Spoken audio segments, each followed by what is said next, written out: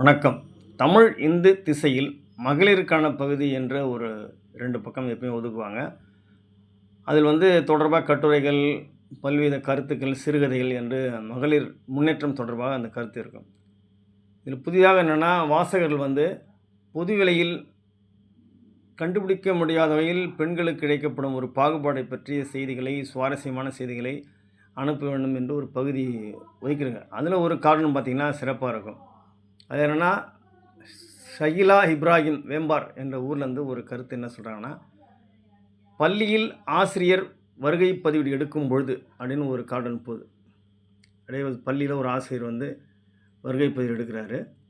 அதில் என்ன சொல்கிறாருன்னா, சார் வருகை பதிவேட்டில் ஏன் எப்பொழுதுமே ஆண்கள் பெயரை எழுதிவிட்டு அப்புறமா பெண்கள் பெயர் எழுதுகிறீர்கள் என்று ஒரு மாணவி கேட்பது போல் இந்த கேலி சித்திரமானது மாபெரும் சிந்தனையை தூண்டிவிடுகின்றது. ஷகிலா இப்ராஹிம் வேம்பார் பேர்லேருந்து அந்த கருத்து வாசகர்கள் சொல்லலாம்.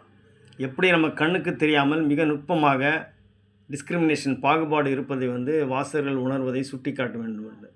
அந்த வகையில் இதை நாம் அனைவரும் அறிந்து கொள்ள வேண்டிய ஒரு இதுதான். ஒரு கோயட் படிக்க வேண்டிய ஆணும் பெண் இருபாலரும் படிக்கக்கூடிய பள்ளிகளில் எழுப்புகின்ற இந்த பிரச்சனையை மிக சிறப்பாக கேலி சித்திரம் அல்லது கார்ட்டூன் வடிவில் சுட்டிக்காட்டப்பட்டது தமிழ் இந்து திசை 19/4/2026 பத்திரிகையில் வெளியிடப்பட்டது.